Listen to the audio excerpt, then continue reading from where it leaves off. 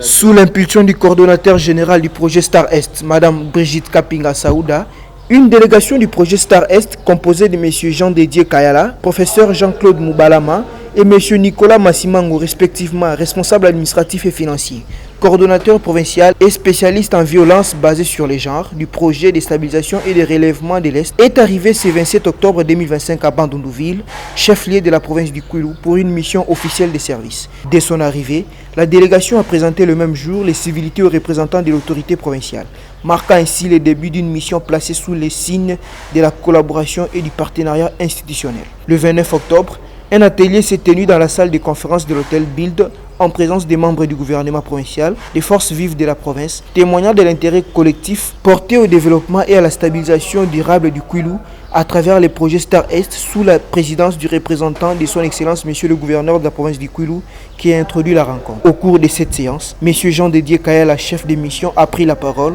pour présenter en détail les projets Star Est en mettant en lumière ses objectifs majeurs, les provinces d'intervention, les différentes composantes du programme, son budget global, les catégories des bénéficiaires, ainsi que les dispositions institutionnelles prévues pour la mise en œuvre et les documents de référence du projet. Dans la même logique, le professeur Jean-Claude Moubalama a procédé à la présentation du guide d'entretien élaboré pour la collecte des données spécifiques à la province du Kwilu dans le cadre du processus de restructuration du projet Star Est. Cette intervention a ouvert la voie à une séquence d'échanges interactifs menée sous forme de questions-réponses et de travaux en groupe autour des thématiques contenues dans les guides d'entretien. Les réflexions menées en sous-groupe ont abouti à une mise en commun en plénière, les thèmes dans lesquels les participants ont convenu les consensus clairs sur les critères de sélection et des priorisations discutées durant les travaux. Au sorti de cet atelier, M. Jean-Dédié Kayala a fait la restitution de cet atelier, marquant ainsi un tournant important dans le développement de la province du Kwilu.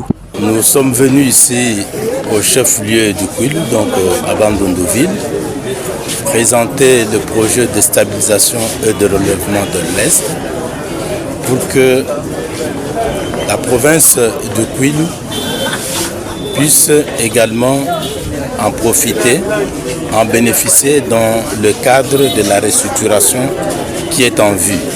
Au fait, c'est un projet qui a été initié et implémenté à l'est de la RDC, notamment dans les 3 provinces, le Nord Kivu, le Sud Kivu et l'Ituri.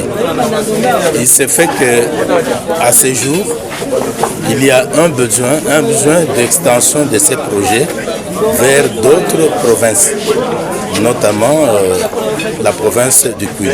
Ici, nous sommes venus c'est une première mission, une mission qui va aider à apprécier certains critères de sélection ou de choix de la province pour savoir est-ce que la province du Kwilu répond à un certain nombre de critères qui ont milité que ceux de l'Est soient choisis. Nous partons avec un rapport.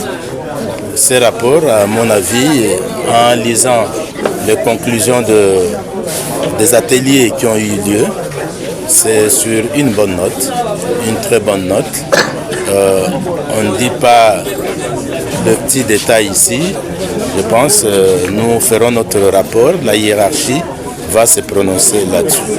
La province du Kwilu devra s'attendre. Pourquoi? Puisque d'abord, le projet est intitulé Stabilisation et relèvement. Bon, ici, nous avons beaucoup plus vu le gouvernement, tout comme la Banque mondiale et nous-mêmes, l'unité de gestion des projets. Nous avons vu les effets liés au conflit de Mobondo et autres conflits communautaires. Ces conflits-là ont impacté négativement sur la vie des populations. Et voilà. Et aujourd'hui, nous pouvons dire que les milliers qui sont déjà pacifiés, là où il y a la paix, là où il y a la sécurité, l'accessibilité, le projet ici peut accéder et puis donner du rire, un peu de sourire et pourquoi pas la joie à la population. Merci beaucoup.